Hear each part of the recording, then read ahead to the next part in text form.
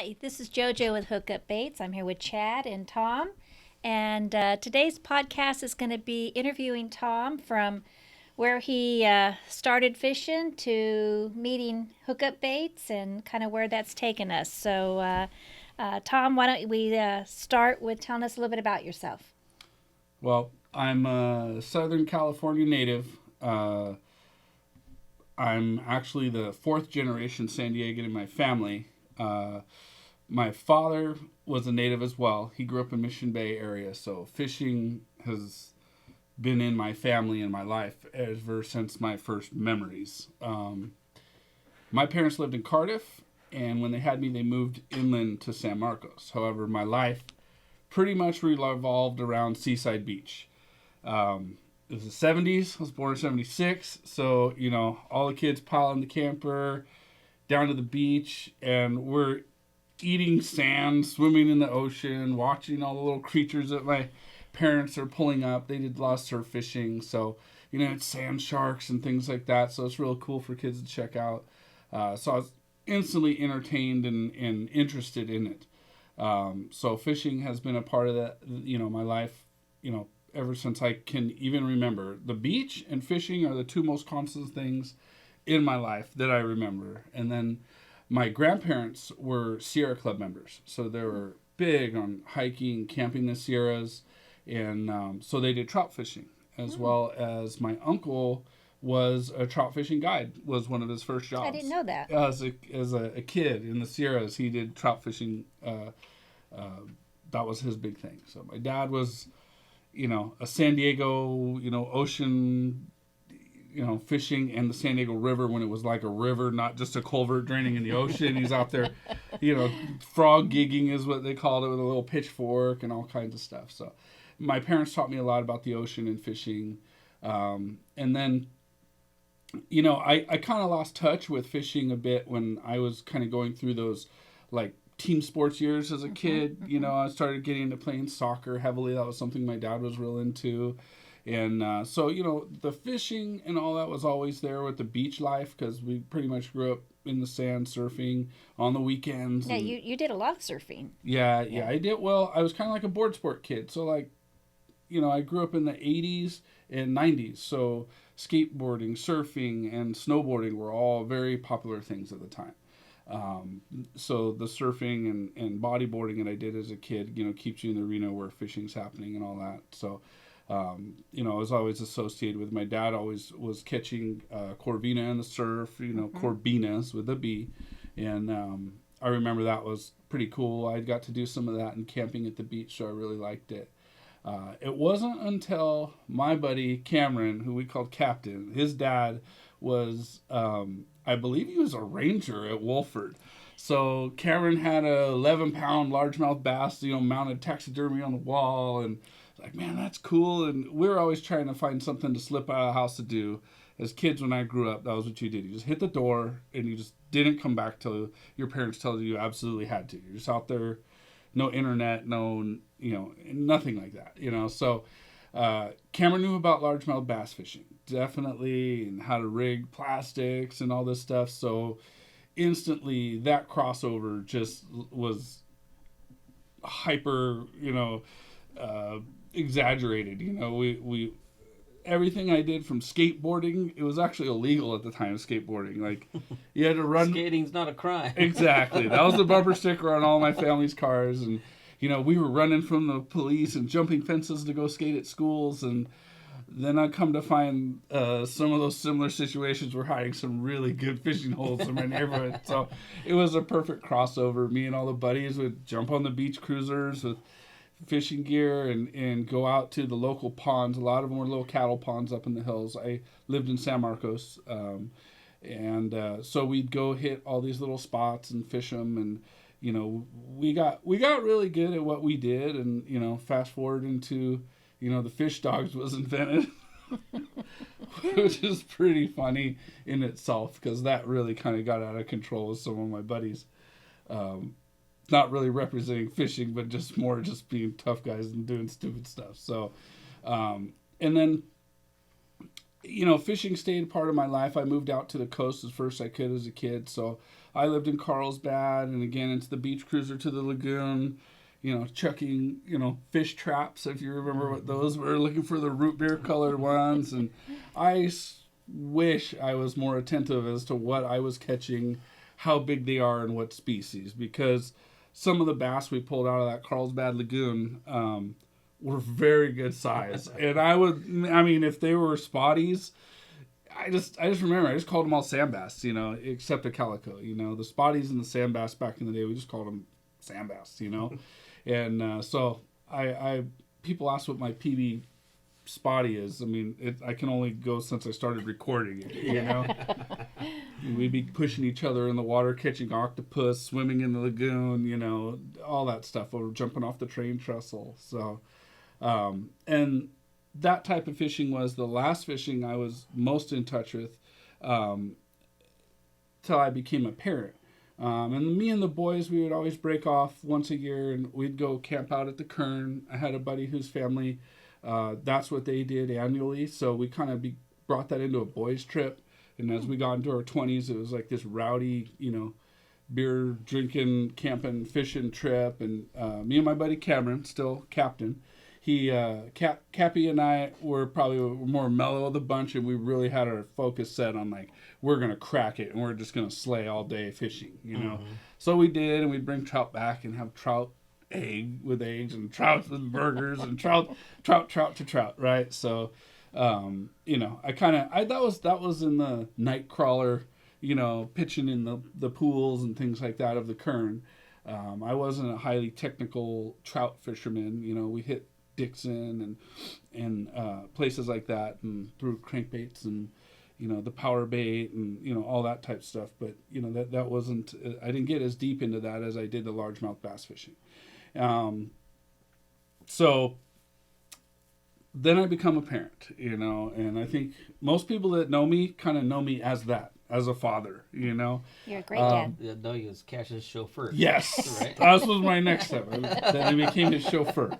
But it was funny because I always felt shoehorned into soccer as a kid, and it was 6 years of just soccer, and I was like, I kind of wanted to, hey, Dad, I play baseball. And it was yeah, you could try baseball, but as long as it doesn't conflict with soccer, Yeah. So I kind of told myself, okay, I'm just going to nurture everything that my son could possibly want to do. If he says he wants to sing and plays, I'm going to try to encourage it. If he wants to be a surfer or skater, whatever, And I kind of... he got over that ballerina thing. Right. No. But, I thought, because my brother and I were extremely coordinated, so we were very competitive in skateboarding and things like that. And I thought, my son might be really interested in that. And he wasn't real super interested in skating and surfing.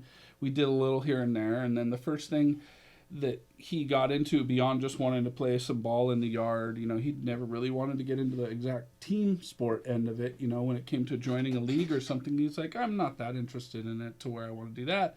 But yeah, I'll play in the neighborhood with the kids and things like that. So we moved out of Carlsbad and moved up to Temecula. And this was when he was around 9. It was been... Yeah, so that was, no, actually I think it was about 7. So it was 5 to 7 years ago. It was about 5 or 7 years ago. And when we moved up there, I was trying to encourage him, because we used to hit the beach every weekend and go take him to the tide pools. I wanted him to know how to catch sand crabs and identify all the stuff in the tide pools like I did, because that was my youth, And moving to Temecula, I was like, oh my gosh, we're going to be a world away from the ocean. What will we do? And skateboarding kind of came back into my life as an adult, because I could skateboard alongside him, because he liked to ride his bike. And we got on this tear about, where are we going to ride your bike this weekend? It's always a skate park or something like that, and he'd ride his bike and I'd skate. And I just kind of felt like, you just break it up. So I just hit him up, and Cash, I had taught him how to fish and the skill set early, so by the time he was 5 years old, me and Cappy took him to the golf course that he was a supervisor at. My buddy was like a ground supervisor at the golf course, and was like, hey, let's get our kids on some fish, because he had a boy the same age. And I had brought Cash a little night crawler or mealworm setup type thing on a tiny little like crappie rod type setup. And I brought myself like a Texas rig plastic with glass and brass, my little setup I was going to throw. And I'm like, okay. And I tell my son Cash, he had already taught him how to cast and everything. I go, here, Cash, you hold this rod. I'm going to set you up. And before I could get the worms open, he goes, I got one. So he took it upon himself, the first cast of his life, cast out, he caught a largemouth bass. Wow. So, I was like, wow, it was awesome. We did that once or a few times there, and he enjoyed it, but it didn't really stick. I didn't want to feed anything down his throat till that we circle back to the biking thing when it was getting a little, just mundane. And I said, hey, if you could pick anything to do this coming Saturday, what would it be? And he goes, fishing. And I go, oh, awesome, because again, it's like, I love fishing, it's so deep in my family. And I was like, okay, cool. So the thing I thought was like, let's go have fun. Like, I want him to have fun. I don't want to take him to the spot where I want to go and target X species. I just want him to catch. So we went to a local lake, which was Harveston. And I can't remember what we used, but it was some type of like hot dogs or something. He caught 30 bluegill, like just hammering. Wow. Just wow. Chad knows how it goes. Catches a stick, and it came natural to him, and he loved it. And now, the bike's getting dusty, and every chance he wants is to go fishing. So I facilitate it because I'm getting to relive, fishing, and I love it, So I was trying to shove it down his throat, but he just took after it. So Harveston became the breeding ground where we got to go catch some bluegill. And then he wanted to catch, hey, Dad, I want to catch a bigger fish. So I'm like, hope I'm not burning any spots here, guys. But we went to Champagne Lake, which was a trailer park that we used to go to with all my buddies. And you'd pay $5 and you could fish great largemouth bass and catfish fishing there. So I take him there, and he's like, I want to catch a bigger fish. So I'm thinking, okay, we'll catch him a largemouth bass, And we were pitching some plastics, and I don't remember how successful we had been, but lunch came around, and I'm like, I overparent, I have a sandwich packed, I got everything, so I got like the full lunch spread ready, and we sit down for lunch, and we're sitting there, and I remember he had chips, and he was eating chips, and he had I never got him Snoopy Rock, because I always wanted to have kind of a legit setup, so he had an ugly stick on a push-button reel, but it was a good push-button reel, like I could use it to catch a decent fish. This thing's sitting in the rod holder with some beef liver on it. Of all things where you're eating lunch, probably not what you want to be thinking about. Freaking meat bees or whatever they are. Yeah. So he's eating his sandwich, eating his chips. His rod just goes full send. Just complete bendo. I'm like, hey, you're up. That's you. And I still remember to this day, like, he farmed it. He just goes, I'm eating my chips, Dad. And I'm like, no. So I reach over and I grab the rod, and I'm like, dude, you gotta put those chips down, dude. Let's go. So he grabs it, and Cash, as a kid, was so animated, and he's calling the play-by-play. Only as a kid, huh? Oh, well, more so. As a little guy, exactly. He was just like, there's a big one, it's coming in. Just calling the whole thing, and he's so awesome. He gets me so stoked to do stuff. But what a moment that must have been for you. Oh, it was. It was like the Norman Rockwell moment where he couldn't even hold the thing. It was like a 12-pound cat. Still to this day, I don't think we've caught a bigger catfish than that, And I remember, I have a picture, and I think it's even on my Instagram, where he's like got his hands on his knees leaning forward with his mouth like in a perfect circle, like, holy cow. And the catfish is being held up in front of him, and right there was the rocket launch point, okay? Now he wants to catch a fish. So now I'm in the game of telling my son, well, it's not always going to be like this. It's not always going to be constant action. We're going to go fishing. Then what happens? Boom, constant action. Bam, another fish. And he's just a stick, and he's just killing it, right? So we tour all the little local areas, and we're catching 8 to 10 pound catfish in all these little areas in our neighborhood, and he's so animated, and he's getting largemouth bass, and he's stoked, right?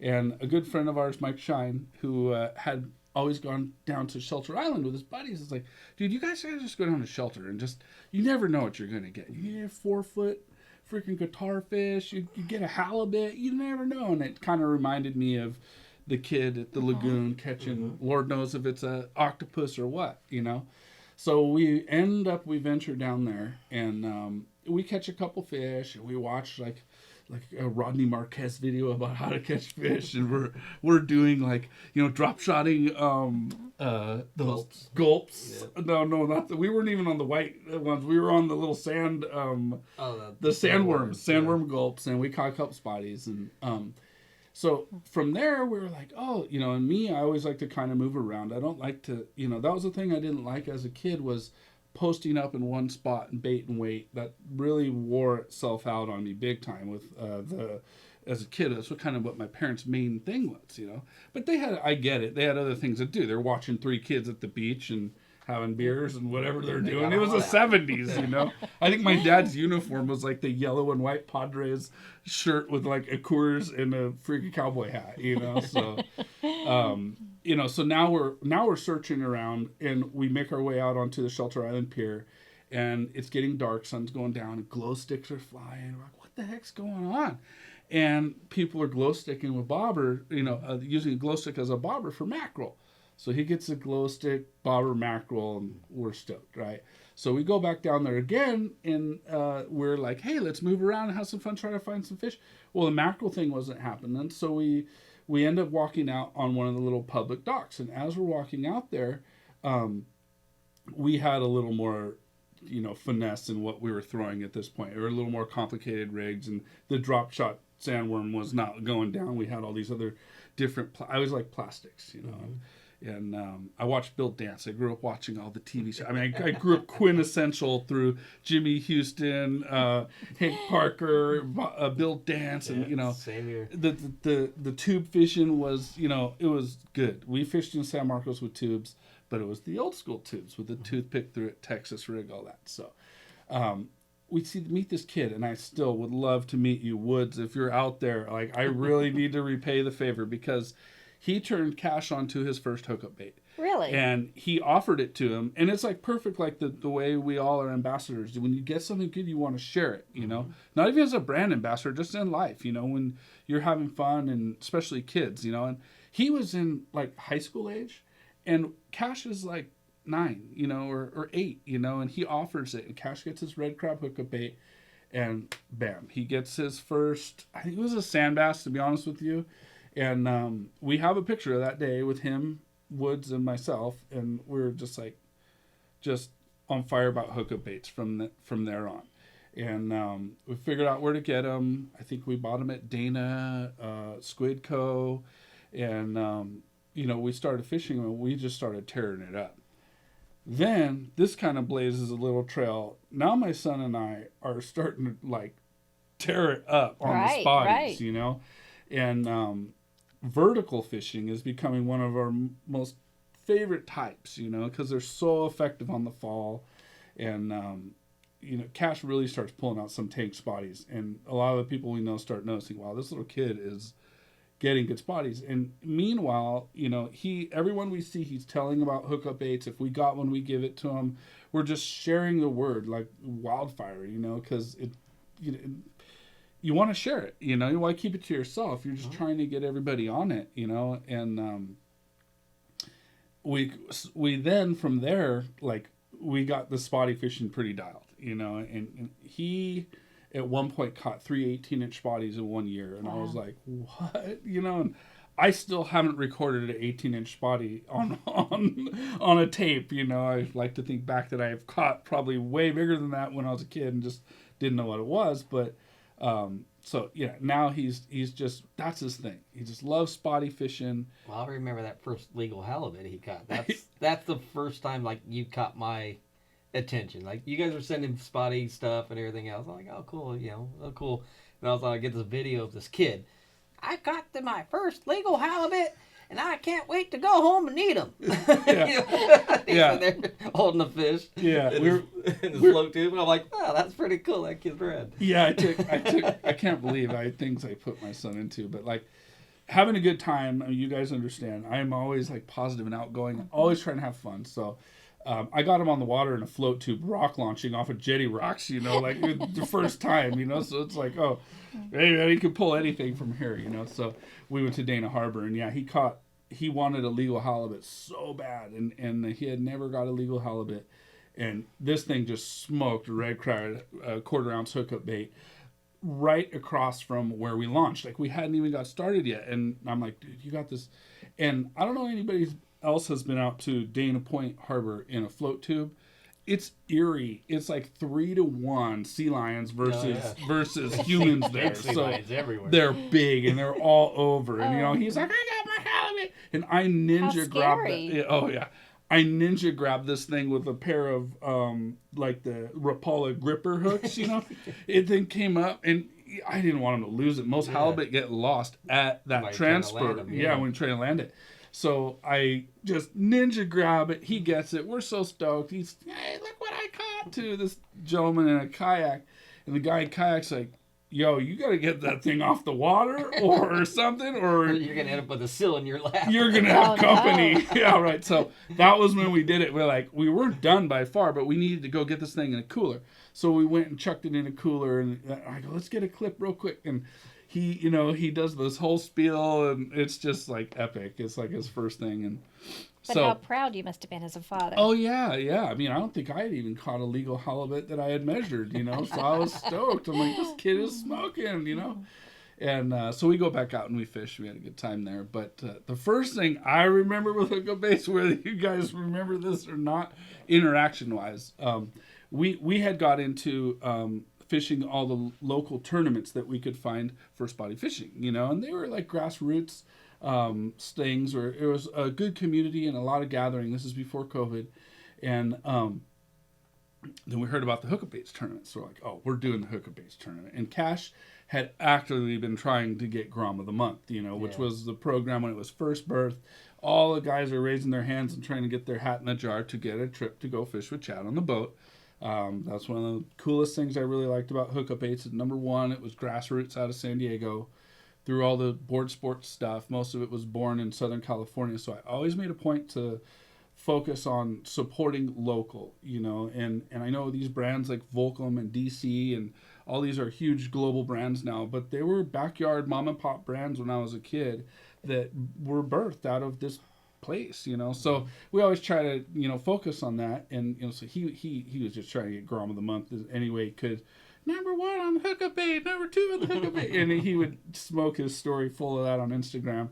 And so one night I fell asleep in my underwear on the floor, like passed out. I'm a construction guy, dude. I work hard. I'm stressed out from stuff, and I don't like drink, smoke, but I passed out in my undies, and I woke up, and he's laughing, and he shows me that he had messaged Chad a picture of me laying on the floor in my underwear with the little rating thing with the little smiley face, like rate like what you think of this.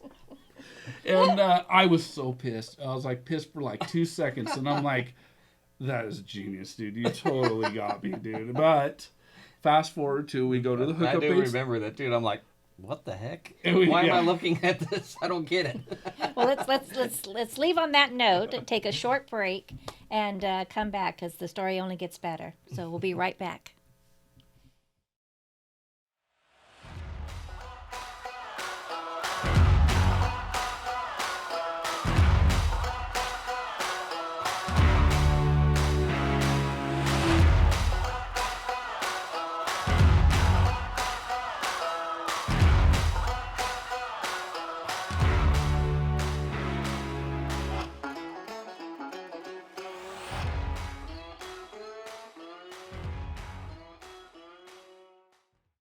Okay, we are back with Tom and Chad, and we're going to pick up the podcast where I believe Cash has just sent the picture of you in the underwear. Right, yeah, we're past that. Yeah. And that was our preface to the Hookup Baits tournament. So we had been doing these other tournaments, local ones, but we're like, oh, a Hookup Baits tournament, because we loved Hookup Baits already. And so I remember the morning we came down super early. You guys were just setting up, and it was all the cast of the guys that, we come to know really well now. But just through social media. Yeah, through stuff. social media at the time, like, oh wow, it's Frank, it's all these Ronnie. guys, Ronnie, it's all these guys, cool, man, it's Hookup Baits, and I think Debbie was working the booth and all this stuff, San Diego Anglers, from the San Diego Anglers, and but anyways, I go, hey, there's Chad, Cash told me, hey, there's Chad, and I go, well, go introduce yourself, and this is as we're signing up in the dark early in the morning, and he introduced himself real quick, and I had to just let the cat out of the bag real quick. I just go, hey, dude, because I didn't want him to call me out and be like, that was the dude in the underwear. So I just go, hey, man, I'm the guy, his dad in the underwear he sent the picture of, and Chad was like, oh, cool, just played it off perfect. And so we went and did the tournament with Alec. Most people on Instagram would know him as Fishing Mission Bay. He has got a 17-foot sailboat that he fishes like a skiff.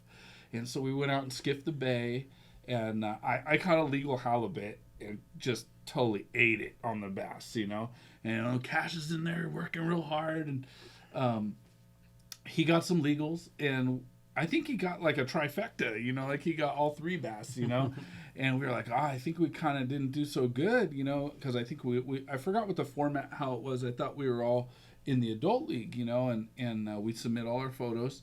And then we come to find Cash was in the youth league when we came back. So we come back, there's a full spread. It's still to this day one of the coolest tournaments I've ever been a part of. And you guys had all these rad prizes, and Wayne Cotto from CCA was the MC. It was like high energy. Everybody was excited, and realistically, everybody was gassed out. Like they had been up since 4, whatever. We were been up since 3, and maybe even earlier. And, see all these kids, winning these prizes and stuff, and they're like half asleep because they've had such a long day. But, and I remember you were like kind of doing the math. I'm like, dude, I think you're in the running. And it's funny, I look back now and I see faces that I totally recognize that I didn't at the time. Like Tanner was there, he won. I think he placed. I even think Jackson Howard won and placed, and Ty's kids won a full setup. Fishing rod. Yeah, and they have won all these great prizes, and it comes around to, I think that third place is being announced, and Cash won 3rd place, but don't tell him that, because when he won 3rd place, he came unglued. Yeah, comes up shaking and screaming. And I don't think Owl was even there. Me and Owl were presenting the and he came up and gave like Chad this big hug, and he had like he used to always carry around this water jug thing. Yeah. And he's like holding this huge water jug, gives Chad a big hug, and he's like, he tells him he had won. He goes, I gotta call my mom, and everybody. That was after I told him that he got Grandma of the Month. Grandma of the Month. So the Grandma of the Month, I already chosen Cash to be Grandma of the Month, but he'd be just because he's so, the way Cash is, just so, enthusiastic. Enthusiastic about everything. Passionate. I told Joe, I go, he would be a great one to announce that he's Grandma of the Month at the tournament. Just so everyone can see how awesome Cash is when he wins something. It's contagious. I wish everybody was like that when they win something. Right? It's awesome. He came up and he got 3rd place, and he's all stoked and everything else. And then I remember saying, hold on, come back here. Yeah. He's like, no, come here, Cash, there's more. And he comes back, and I said, and you are Grandma of the Month this month. And he just like, it was so cool. It was priceless. Best video ever. Him just like, Rah! And then there's kids in the front row right there, and he's like in their face. It was so awesome. And then that's when he's like, yeah. Hold on, where's my phone? I gotta call my mom. It was so funny. So that was the call my mom incident, So and everybody even more, loved that because he was so excited to call his mom, and then I think they were like, hold on, get your prize and let's take a picture, and then you call your mom. So he came back over, and that was actually a big point for us too, because we were going to go on our first chart. That was like October, I think, when it was going down, and we were going to be going on our first tuna trip. And so it was like this epic. We did the tournament. He won. We went and got our first tuna on a charter trip with a bunch of guys on the Pride. It was awesome. And then then we, was it the Pride or the Pegasus? I can't remember, but one of those two. And then it was lined up with like the third weekend of the month. We're going on the Grom trip. So it's like epic fishing, insane, Month to remember. Memories for us. It's like, it was literally like the pinnacle turning point for us. It really was, if you look back from just going on this fun, let's go catch a couple spotties, to like, wow, there's a lot out there. So going out with Chad, he takes us out. We go to the pipe. Mm-hmm. He sets cash up, and first drop, bam, PB, sand bass. Next drop, PB, calico, PB. And so we're just smoking at the pipe, and Chad's like, this is like a kind of average. It gets hotter than this, and we're looking at each other like, are you kidding me? This is the first private trip I've ever fished on a private vessel with Cash. We had done the skiffs in the harbor, we'd done all that, we'd done sport boat, but we had never been on a private vessel together. I had a few times with my buddies. Never in calico fishing had I gone calico fishing on a private vessel. I always did on sport boats as a kid and things like that, so it just blew our minds. Like, it was like, oh my gosh, this is insane. So completely PB up on all those. I probably did as well. And then Chad's like, we're gonna move from the pipe. So we're leaving the pipe, and we're trolling the lines because there was just so much stuff in the water. And I don't remember if you caught it on the troll. Chad got a freaking yellowfin tuna, and I'm like, oh my god, like, I gotta gaff this thing, and I'm like, I've never gaffed anything, like, gaff is thank God it like shook the hook like a minute before I got it, because I probably would have totally failed anyways, so it was like, so we were like, no, wait a second, say got a freaking tuna, man, oh my gosh, so now we're still trolling. He's like, yeah, there's bonita around here, and just start smoking bonita on the troll with 1 ounce hubs, and we had a 3-way going, and Cash is like, it sounds like a dentist office up in here. That was funny. Because all the drilling, like 5 more times. We're just going, and all of a sudden Cash just yells, it sounds like a dentist office up in here. And I'm like, it took a second, I'm like, what? And I'm like, what are you talking about? So it was awesome. So on from, and at the time, and we were like, these are like 8 to 10 pound class bonito, and we're like, what the? We were just tripping, I never even caught one in that range, and so then we go from there. We're not even at where we were going. We were just trolling along the way, and now I'm opening my eyes to like, holy cow, these are extremely versatile. You should have seen the crap we had on our rods when we came on the boat. He just took our rods and just, we'll put them up on the top. Like, you're going to use my stuff. Or only using hookup baits, which I didn't get. Like, I'd never gone fishing with one lure that just covered the complete spectrum and then some. So then we go shallow water rock fishing. Again, bam! It's, I think, lean cods, reds, just all these, Boccaccio, and... was there any tree fish? Sheep's head. Yeah, probably a tree fish as well. We were just like, holy cow. And we didn't harvest a lot. I don't think we even kept a bonito. We just I think we brought home a red or two or something like that, and that's what Chad taught us, was like, hey, we're not out here to just, scrape this reef clean, it needs to be sustained, That was what the part of the Grom program was awesome. It took us complete noobs, put us in the pocket, or just on a great day of fishing, and realizing what was out there for us to do, and teaching us the responsibility of how to do it right. He's like the usher telling you, like, nah, you don't want to be that guy. We're not going to load this boat full of limits because we could have loaded limits of every species that we wanted. So then now we're like self-proclaimed hookup baits ambassadors. We're just freaking, oh my God, can you believe this? We caught him on this, we caught him on that. We're handing them out, giving them out, and now I'm learning how to repair them. I'm watching the big celebrity Frank Santiago do his mend it video, and then I realize I don't need super glue anymore. I'm like, dude, mend it.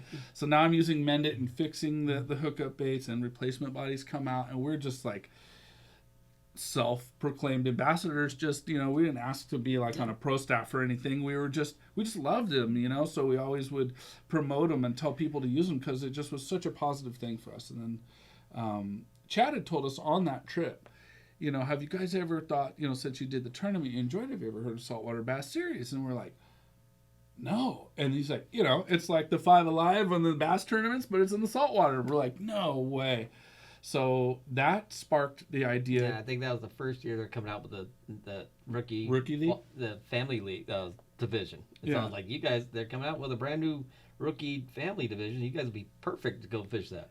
So we did, and I had. Well, you no- had to buy a boat. Well, first. no, I didn't have a boat, so I see a theme here with hookup baits. Yeah, I had already committed to Cash that we were going to do it, and it was the highlight of everything for him at the time, you know. So it's going to happen. It's just, you know, Dad's got to figure out a way. Well, don't worry, we'll rent a boat or whatever, you know. We're going to do it on a red skiff, you know. And then I realized we can't get a red skiff over there and all the logistics of it. And I reaching out to all these people.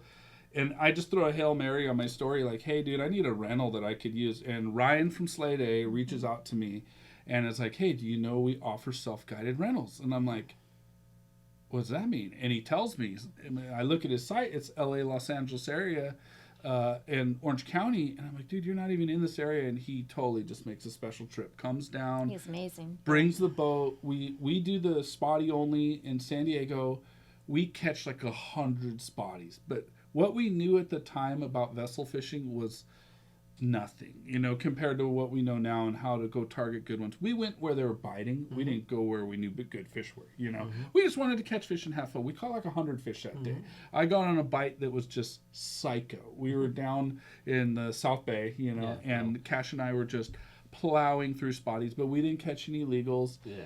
That's South Bay. Dude, the funniest thing was, like, I was all amped up, like, we're doing this tournament, you know, and I'm listening to podcasts about the saltwater bass series and hearing how all these, you know, badass dudes doing it, and, you know, Ben Seacrest talking about how he used to punch people out about stuff, and I'm like, oh my, we cannot be those noobs that just do something wrong. Like, somebody out. oh my gosh, this someone will remember forever, you know. So I'm like, dude, I need to get ready for this. Like, I straight up hit the gym and got on a treadmill. I ran like 6 miles. I was Rocky elbow, like pretending I was casting. Eye of the tiger, right?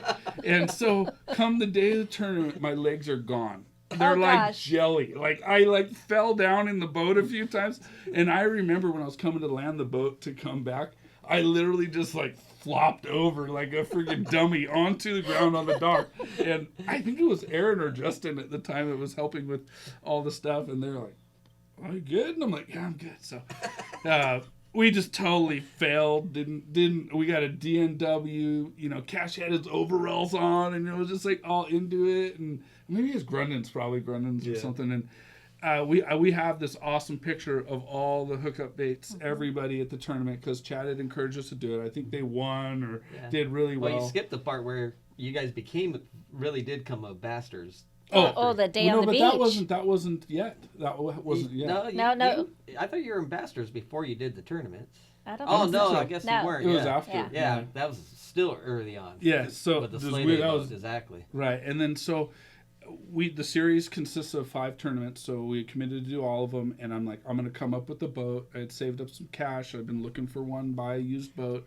Again, a non-vessel owner looking for boats with the bad idea. Everybody reach out to someone, buy the right boat. That's been through it. And done it. So I bought, and Ryan helped us with a couple tournaments, but I ended up buying a Bass Tracker Deep V 17 foot, which is now known in infamy through the Southern California circuit of bass fishing as the SS Bay Basher. And this thing is not a saltwater boat, but you cannot tell me that. Nope. It's never touched fresh water in its life.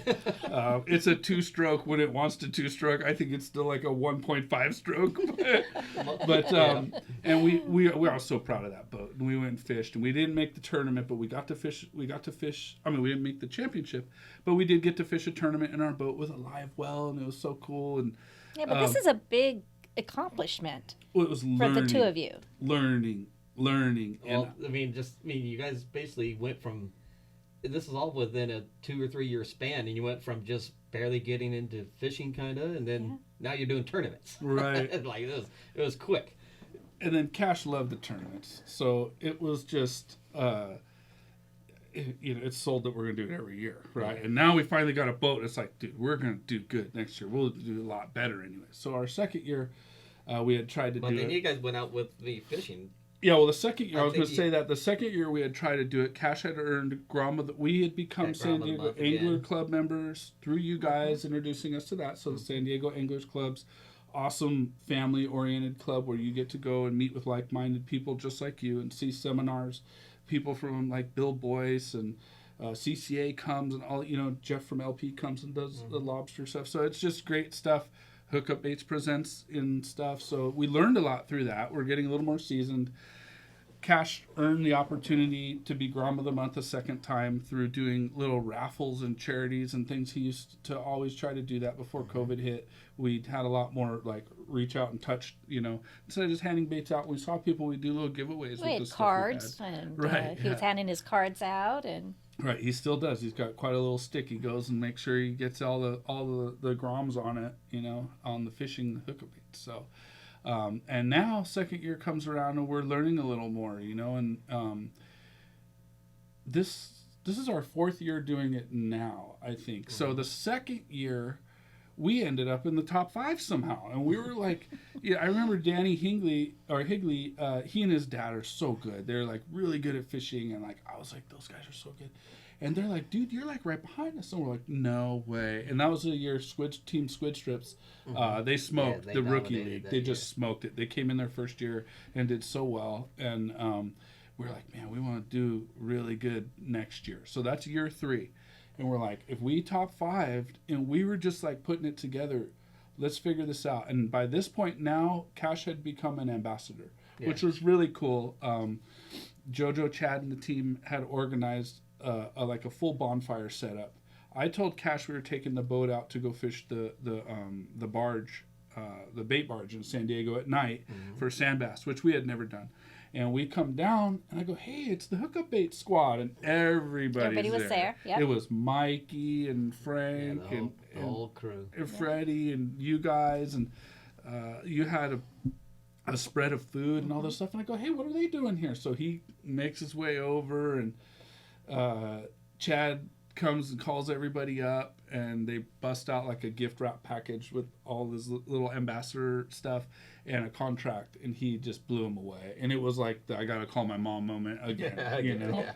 And so we got and he took it serious. Like he needed a pen. He wanted to sign right there. He was committed to being an ambassador. He was all in. Everything Hookup Baits always. And then so that exposure of being an ambassador, being around Chad, we realized Chad's fish is on a different level than anybody we'd ever fished with, and we're just like, we need to take notes and put this type of knowledge into our game plan so that we can excel.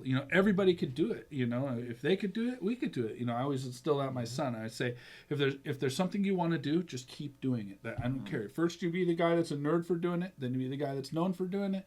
Then next thing you know, you're the guy everybody comes to. And so. Then last year we did the Saltwater Bass Series fairly respectably at 7 miles per hour throughout the whole thing with the Bay Basher and all our drama with breakdowns on the freeway and tows, and we got quite a little following with the boat. Just people wondering if the boat has its own Instagram. I started page, its own Instagram, the SS Bay Basher, because people would always text me like, "Did you guys make it back today?" Because like it was that bad at one point, and we actually painted the boat up nice last year, and JoJo helped us out with the decals, and we got the Hookup Baits logos on it, and we're like the mini hub boat. We're gonna smoke this year, and we did, and we ended up getting Angler of the Year in a boat that only goes 7 miles an hour with a 14 or 13-year-old kid and myself. So and Cash. That's huge. It's so awesome. So we're so proud of that, still are, and come to find last year, Cash's efforts in fishing, I think he got Angler of the Year 3 times over, because Saltwater Bass Series, we got that as the rookie family division. He earned Tournament Angler of the Year in the San Diego Anglers Club, and then unofficially, he's the points leader for all-around Angler of the Year in the San Diego Anglers Club. So, I mean, he's just having the time he's progressed so far, so quickly. Yeah. Both of these guys are sponges. That's what I've always said. It's fun to fish with sponges that just soak up the info. That's our COVID fishing was. Dude, and that actually, when the COVID closure happened, that is probably single-handedly the reason where we're at today, because we would go to all the LA places that were open instead of San Diego, and Chad would fish out of my boat. So I'm driving my boat, advised by Chad, who just like put me on how to position the boat, how to read the graph, how to, just the drifting, forget about trolling motors, you just, if you're out in the open ocean, drift structure, vertical strip fish on structure. I learned so much we called it the COVID trips because it was during that closure period, but it skyrocketed our knowledge because we wanted to learn, and Chad was like, it was like our gang. I crashed into a green buoy in the harbor in the boat, and there's still this gnarly grimacing dent in the front of the boat. I had some great naps going from Horseshoe Kelp to the Iser's Reef. Exactly. Which is usually about a 10-minute thing, which is about an hour or two. Yeah, well, great naps going 7 miles an hour. Well, sometimes that slow motor was in our benefit because we got to look at it closely. Hey, there's a high spot. You can use the graph to hold. Exactly. Hey, there's a high spot. Well, I know we have a lot of stories to keep telling.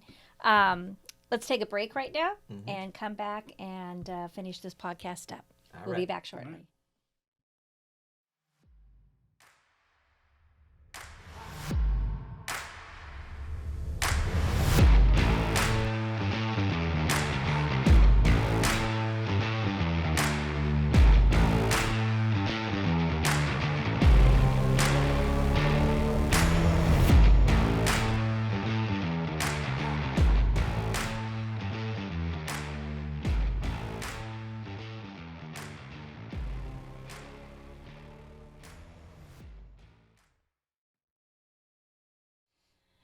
Hi, we are back with Chad and Tom, and we're going to pick up with the podcast of talking about Cash and the yellowtail. The quest for Cash's yellowtail. Yeah, so we went from getting advised on how to fish and Chad teaching us all this stuff to on his second Grom of the Month trip that Cash won was basically a quest for him to get a yellowtail because he hadn't got a yellowtail, and there was he kept always, he hit me through messaging. I want to catch a yellowtail. Think we can catch a yellowtail? Are the yellowtail biting? I really want to catch a yellowtail. I was like, I really need to get this kid a yellowtail.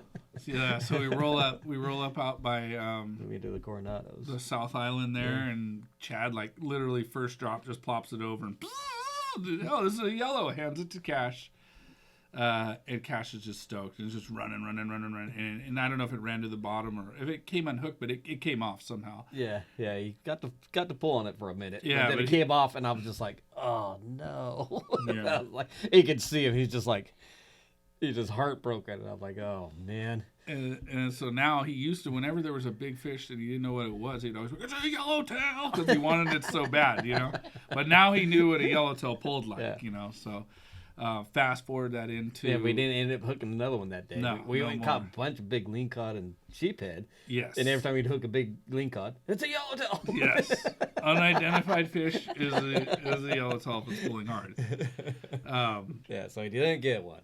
No, but we did at that point because we were becoming pretty good at fishing with Chad and helping with the boat and all that. Mm-hmm. So we were starting to get invited to kind of chaperone on other Grom of the Month trips, which Jackson Kelly, he got his, and I think I even asked a Chad or Cash or one of us to come. He asked Cash to come along, absolutely. Yeah. So we went out and we had a phenomenal fishing, very similar to Cash's, where we were at the pipe and we get the sand bass and just and the calicos and everything's going great. We're catching fish and Jax drops a little something about wanting a yellowtail, and we're all thinking well, yellowtails aren't something we... well, Jax at that time, he was probably 5 or 6 maybe, or 7 maybe? 6 or 7 maybe, yeah. But he's... A little 7. Yeah, a tough little 7, that's for sure. And so he drops it, he wants a yellowtail, and everybody's kind of yellowtail aren't just I want a yellowtail. Yeah. We're here in La Jolla. Here they are, Yeah. Like we were doing with all the other species. Chad just basically identify where they are. Let's go get them. Let's go catch them. So we're driving back from a phenomenal day of fishing, shallow water rock fishing, bass fishing, and Jackson caught a huge sand bass that day, or Jax caught a huge sand bass that day, and it was already an awesome trip.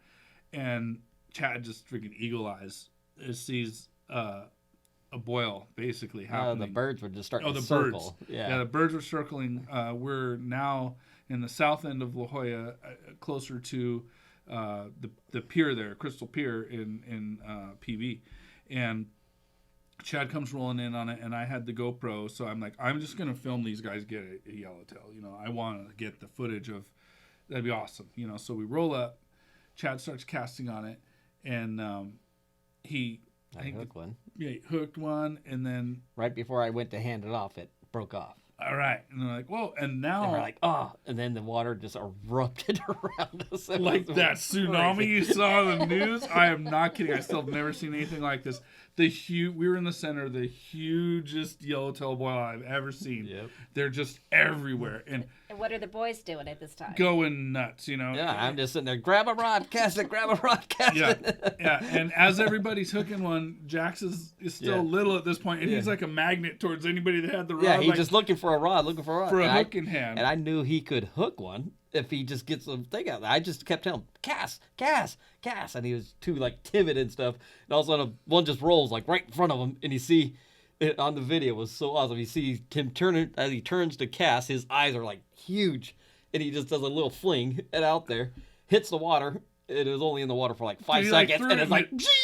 He threw it in its mouth, pretty much. It just, boom! Now he's on. We got a 4-way hookup going, and I've got the camera, and I'm like, dude, I gotta just make it happen too, So now I had the double rig because we were bass fishing, and I cast out. I set the camera down, cast out. Bam, double rig. Now I'm bent. 5-way. 5 going. At this point, Chad's grabbing, I feel like and we were around lobster pods and stuff. Oh, yeah. Now looking back, knowing what I know, it was a miracle everybody got their fish. But, dude, Chad, grabbed the gaff with his foot, popped it up, pulled the cork out with his teeth, gaffs his own fish, like we're on a Ponga trip out in Indo or something, just, bam, and, everyone's like, whoa. Well, I gaffed somebody's fish while fighting mine. It was Cash.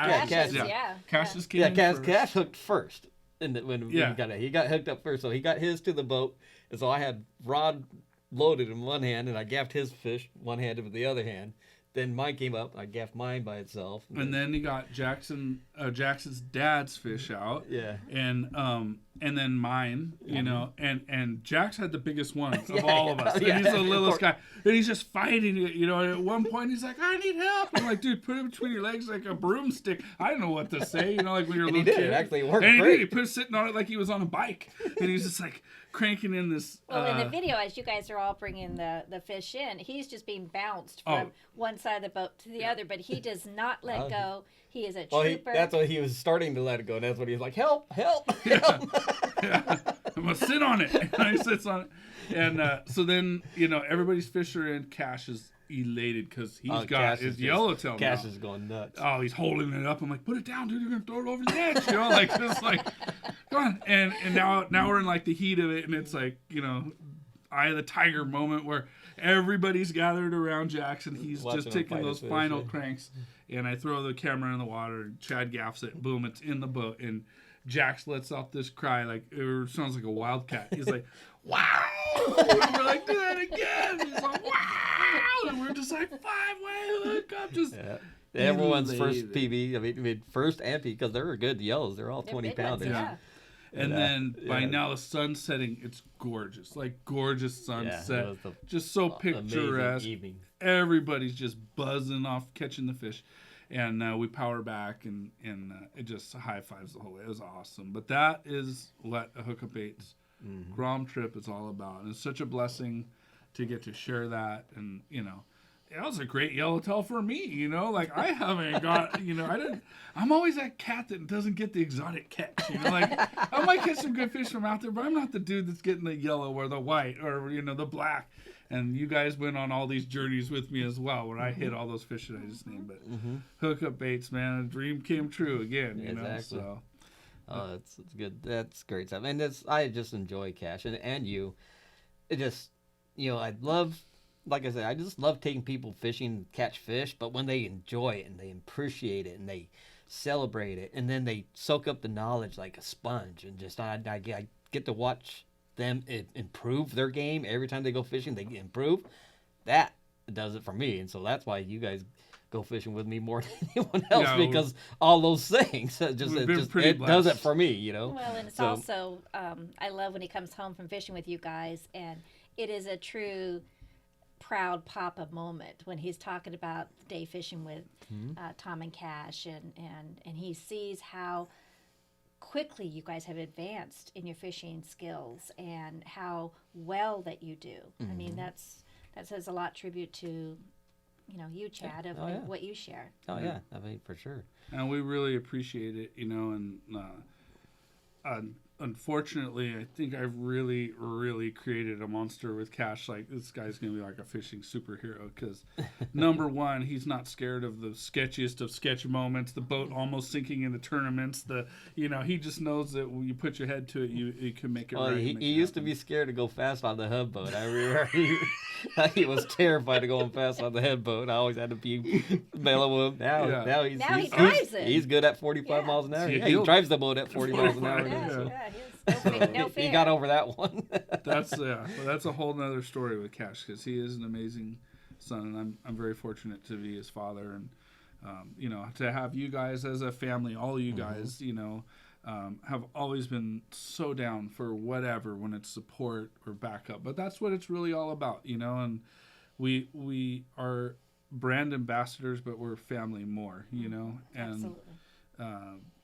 we really appreciate all the opportunities we get with you guys to experience these things. And last year, Pyramid Lake, and oh my gosh, we did Pyramid Lake 2 times last year. Once for the New Year's, and once in March, and just Yeah, I'm going to have you and Cash back on another podcast to talk about pyramid and tournament fishing together. So and how to survive when you've been swimming in freezing cold water. yes, yes, that How to dry your socks out. yes, absolutely. Redneck ingenuity. You know? Oh, I got it. Yeah. I mean, hey, it goes back in my lineage, man. It's like we've everybody that knows me when I was a kid is like, I might not always have the best stuff, but I always made it happen with what I had. Like I might have the worst skateboard setup, but I was doing the gnarliest stuff. And all my buddies were always really cool, and like we'd like swap stuff. If I get decks, they'd have wheels, and it's the same way now as fishing. We try to keep everybody up on good gear and good baits, and teach them what we know and show them how to fix them. Because I'm really good at getting some mileage out of a hookup bait. I'll tell you. Yeah, absolutely. You can fix them. Yeah, between the mend it and replacement bodies. It's on. Yeah, Yeah. you can make them last forever. Well, we sure appreciate your time, Tom, and we look forward to bringing you and Cash back for another podcast. And thank you again for spending time with us. Yeah. Thanks for having Thanks me. so much. Appreciate Yeah, it. no problem, man. Alrighty.